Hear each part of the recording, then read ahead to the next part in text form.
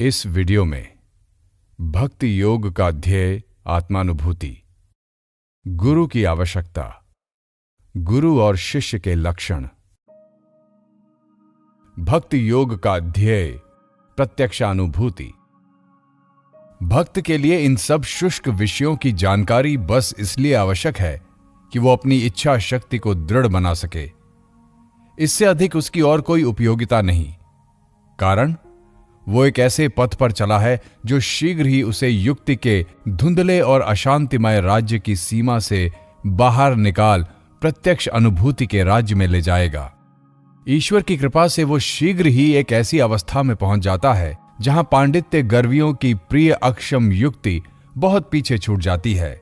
वहां बुद्धि के सहारे अंधेरे में टटोलना नहीं पड़ता। वहां तो प्रत्यक्ष अनुभव सूर्य की उज्ज्वल रश्मियों से सब कुछ आलोकित हो जाता है। तब वो और विचार या विश्वास नहीं करता, तब तो वो प्रत्यक्ष देखता है। वो और युक्ति तर्क नहीं करता, वरन प्रत्यक्ष अनुभव करता है। और क्या ईश्वर का ये साक्षात्कार, ये अनुभव, ये उपभोग अन्यान्य विषयों से कहीं श्रेष्ठ नहीं है? यही नहीं, बल्कि ऐसे भी भक्त हैं जिन्होंने घोषणा की है कि वो तो मुक्ति से भी श्रेष्ठ है। और ये क्या हमारे जीवन का सर्वोच्च प्रयोजन भी नहीं है?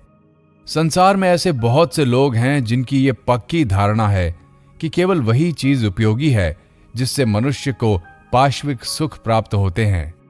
यहां तक कि धर्म, ईश्वर, परकाल, आत्मा आदि भी उनके किसी काम के नहीं, क्योंकि उन्हें उनके धन या शारीरिक सुख प्राप्त नहीं होते। उनके लिए ऐसी सारी वस्तुएं जो इंद्रियों को चरितार्थ नहीं करती, जिनसे वासनाओं की तृप्ति नहीं होती, किसी भी काम की नहीं। फिर प्रत्येक मन की विशिष्ट आकांक्षाओं के अनुसार उपयोगिता का रूप भी बदलता रहता है।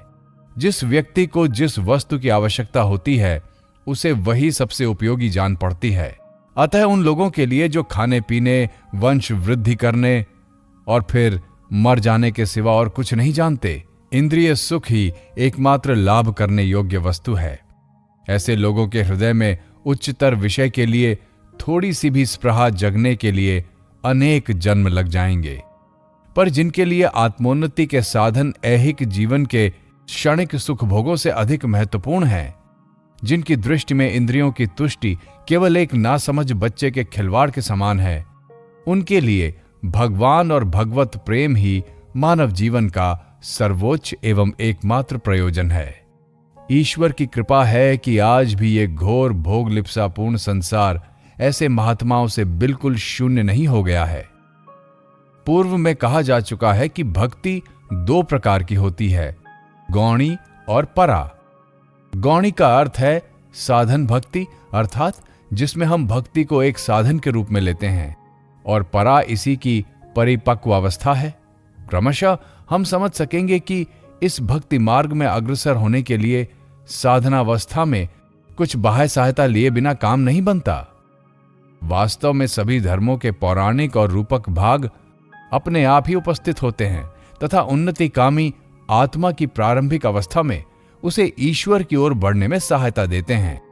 यह भी एक महत्वपूर्ण बात है कि बड़े बड़े धर्मात्मा उन्हीं धर्म संप्रदायों में हुए हैं जिनमें पौराणिक भावों और क्रियानुष्ठानों की प्रचुरता है। जो सब शुष्क मतांध धर्म प्रणालियां इस बात का प्रयत्न करती हैं कि जो कुछ कवित्वमय, सुंदर और महान है, जो कुछ भगवत प्राप्ति के मार्ग में गिरते पड़ते अग्रसर होने वाले सुकुमार मन के लिए अवलंबन स्वरूप है, उस सब को नष्ट कर डाले।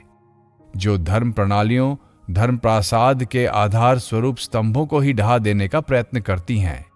जो सत्य के संबंध में अज्ञान और भ्रमपूर्ण धारणा लेकर इस बात के लिए यत्नशील है कि जो कुछ जीवन के लिए संजीवनी स्वरूप है, जो कुछ मानवता रूपी क्षेत्र में लहलाती हुई धर्मलता के लिए पालक एवं पोषक है, वो सब नष्ट हो जाए।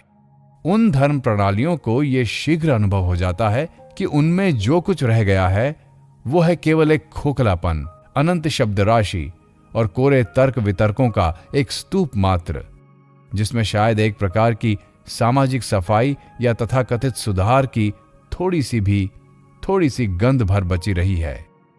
जिनका धर्म इस प्रकार का है, उनमें से अधिकतर लोग जानते या ना जानते हुए जड़वादी हैं। उनके ऐहिक व पारलौकिक जीवन का ध्येय केवल भोग है। वही उनकी दृष्टि में मानव जीवन का सर्वस्व है, वही उनकी इष्टापूर्ति है। मनुष्य के ऐहिक सुख स्वाच्छंद्य के लिए रास्ता साफ कर देना आदि कार्य ही उनके मत में मानव जीवन का सर्वस्व है। अज्ञान और मतांधता के इस विचित्र मिश्रण में रंगे हुए ये लोग जितने शीघ्र अपने असली रंग में आ जाएं और जितनी जल्दी नास्तिकों और जड़वादियों के दल में जाकर शामिल हो जाएं, संसार का उतना ही मंगल है। धर्मानुष्ठान और आध्यात्मिक अनुभूति का एक छोटा सा कण भी ढेरों थोथी बकवासों और अंधी भावुकता से कहीं बढ़कर है। हमें कहीं एक भी तो ऐसा आध्यात्मिक दिग्गज दिखा दो जो अज्ञान और मतांधता की इस ऊसर भूमि से उपजा हो। यदि ये ना कर सको तो बंद कर लो अपने मुंह, खोल दो अपने हृदय के कपाट, जिससे सत्य की शुभ्रोज्वल किरणें भीतर प्रवेश कर सकें, और जाओ उन भारत गौरव ऋषि मुनियों की शरण में, जिनके प्रत्येक शब्द के पीछे प्रत्यक्ष अनुभूति का बल है। आओ हम सब अबोध शिशु के समान उनके चरणों में बैठें और ध्यानपूर्वक उनके उपदेश सुनें। गुरु की आवश्यकता। प्रत्येक जीवात्मा का पूर्णत्व प्राप्त कर लेना बिल्कुल निश्चित है और अंत में सभी इस पूर्ण अवस्था को प्राप्त कर लेंगे। हम वर्तमान जीवन में जो कुछ हैं वो हमारे पूर्व जीवन के कर्मों और विचारों का फल है, और हम जो कुछ भविष्य में होंगे वो हमारे अभी के कर्मों और विचारों का फल होगा। पर हम स्वयं ही अपना भाग्य निर्माण कर रहे हैं। इससे यह ना समझ बैठना चाहिए कि हमें किसी बाहरी सहायता की आवश्यकता नहीं, बल्कि अधिकतर स्थलों में तो इस प्रकार की सहायता नितांत आवश्यक होती है। जब ऐसी सहायता प्राप्त होती है तो आत्मा की उच्चतर शक्तियां और आपाततः अव्यक्त प्रतीत होने वाले भाव विकसित हो उठते हैं। आध्यात्मिक जीवन जागृत हो जाता है, उसकी उन्नति वेगवती हो जाती है और अंत में साधक पवित्र और सिद्ध हो जाता है। ये संजीवनी शक्ति पुस्तकों में नहीं मिल सकती। इस शक्ति की प्राप्ति तो एक आत्मा दूसरे आत्मा से ही कर सकती है, अन्य किसी से नहीं। हम भले ही जीवन पर्यंत पुस्तकों का अध्ययन करते रहें और खूब बुद्धिजीवी बन जाएं, पर अंत में हम देखेंगे कि हमारी तनिक भी आध्यात्मिक उन्नति नहीं हुई है। यह बात सत्य नहीं है कि बौद्धिक उन्नति के साथ साथ आध्यात्मिक उन्नति भी होगी।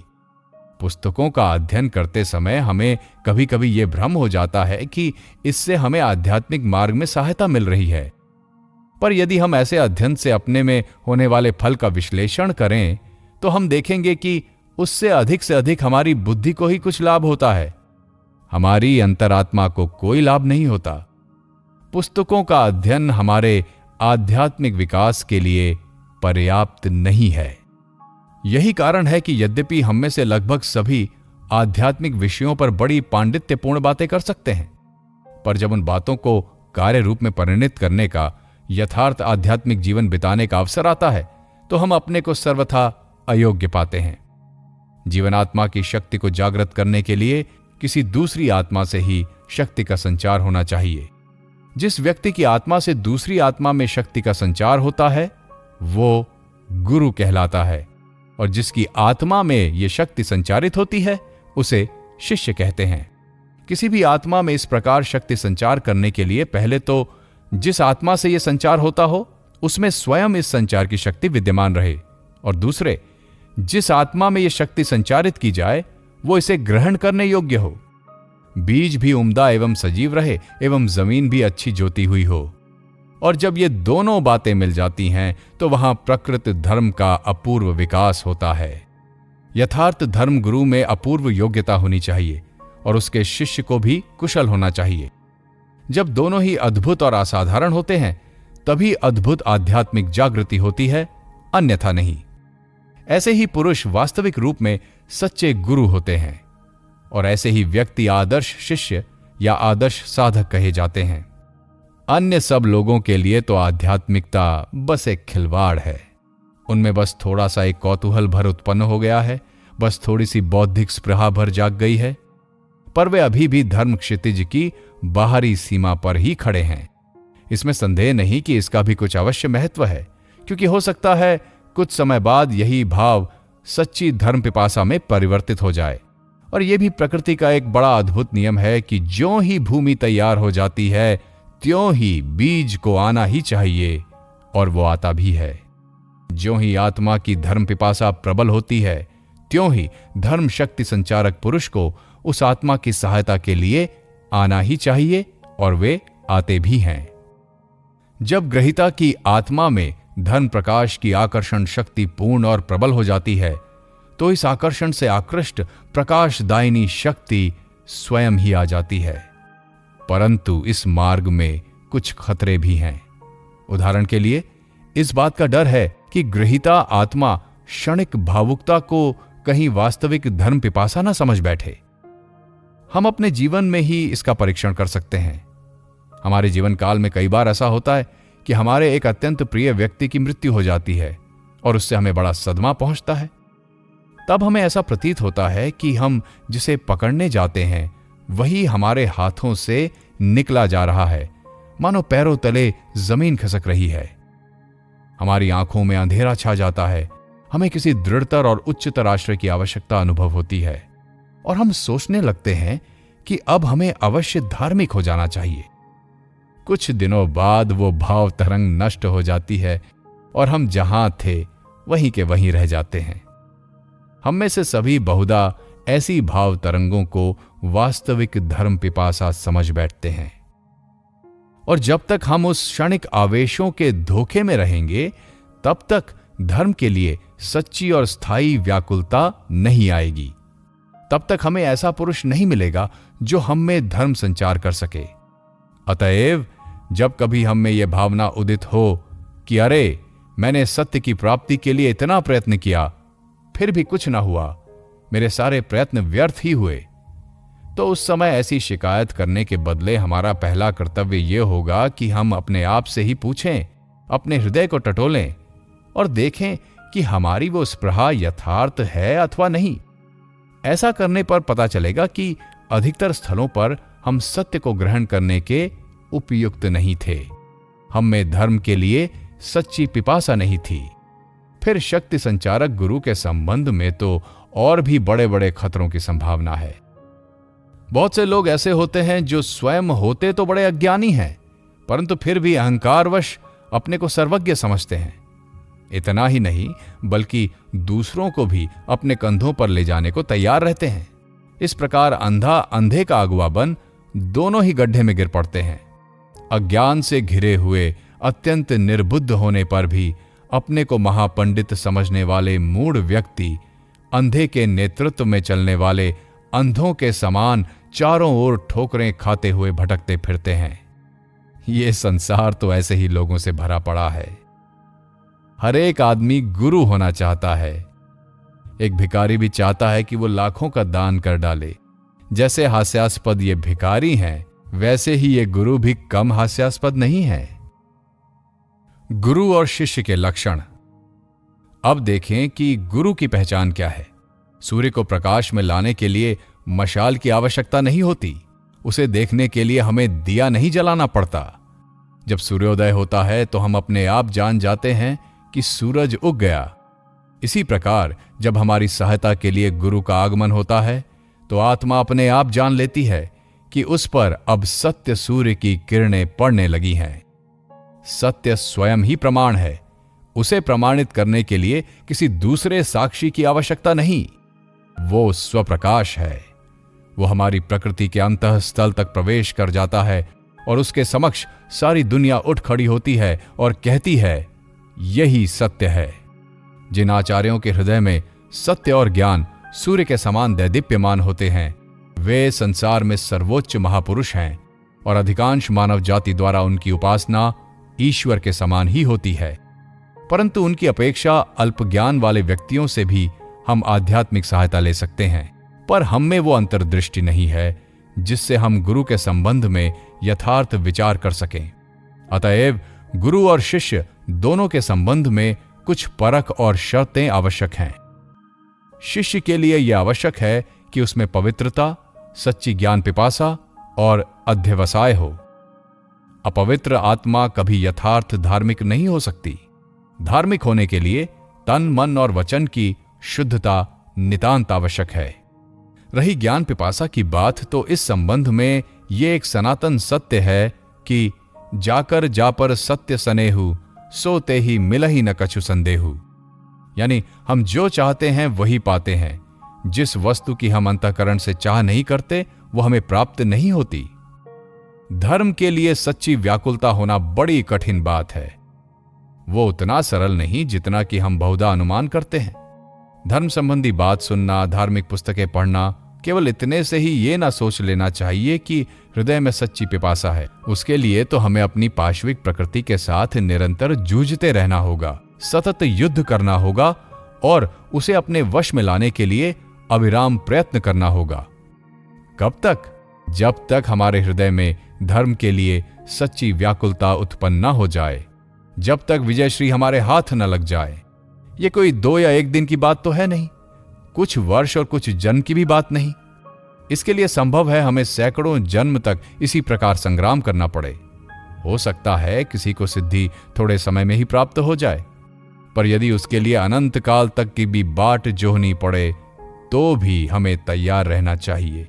जो शिष्य इस प्रकार अध्यवसाय के साथ साधना में प्रवृत्त होता है उसे सफलता अवश्य प्राप्त होती है। गुरु के विषय में यह जान लेना आवश्यक है कि उन्हें शास्त्रों का मर्म ज्ञात हो। वैसे तो सारा संसार ही बाइबल, वेद और कुरान पढ़ता है, पर वे तो केवल शब्द राशि हैं, धर्म की सूखी ठटरी मात्र हैं। जो गुरु शब्द आडंबर के चक्कर में पड़ जाते हैं, जिनका मन शब्दों की शक्ति में बह जाता है, वे भीतर का मर्म खो बैठते हैं। जो शास्त्रों के वास्तविक मर्मज्ञ हैं, वे ही असल में सच्चे धार्मिक गुरु हैं।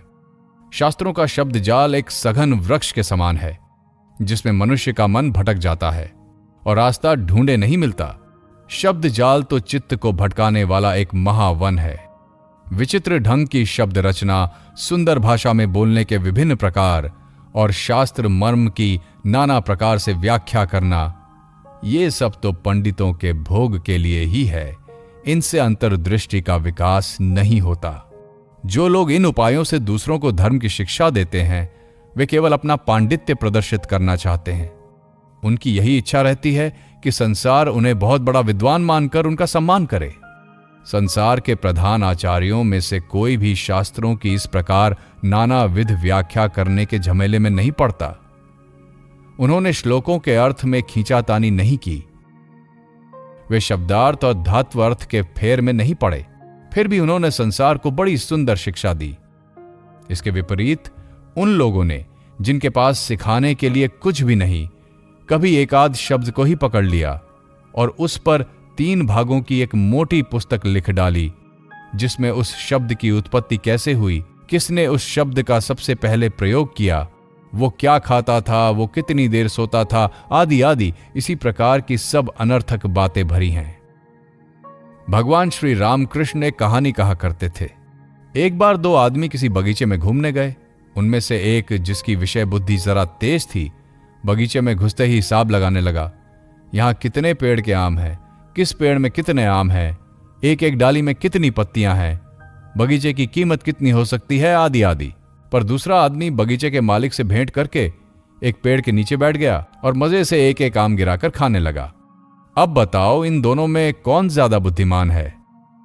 आम खाओ तो पेट भी भरे, केवल पत्ते गिनने और ये सब हिसाब लगाने से क्या लाभ? ये पत्तियां और डालें गिनना तथा दूसरों को ये सब बताने वाला भाव बिल्कुल छोड़ दो। ये बात नहीं कि इस सब की कोई उपयोगिता नहीं, पर धर्म के क्षेत्र में नहीं। इन पत्तियां गिनने वालों में तुम एक भी आध्यात्मिक महापुरुष नहीं पाओगे। मानव जीवन के सर्वोच्च ध्येय, मानव की महत्तम गरिमा, धर्म के लिए इतनी पत्तियां गिनने के श्रम की आवश्यकता नहीं। यदि तुम भक्त होना चाहते हो तो तुम्हारे लिए यह जानना बिल्कुल आवश्यक नहीं है कि भगवान श्री कृष्ण मथुरा में हुए थे या व्रज में, वो करते क्या थे, और जब उन्होंने गीता की शिक्षा दी तो उस दिन ठीक ठीक तिथि क्या थी। गीता में कर्तव्य और प्रेम संबंधी जो उदात्त उपदेश दिए हैं, उनको अपने जीवन में उतारने का प्रयत्न करो। उनकी आवश्यकता हृदय से अनुभव करो। बस यही तुम्हारे लिए आवश्यक है।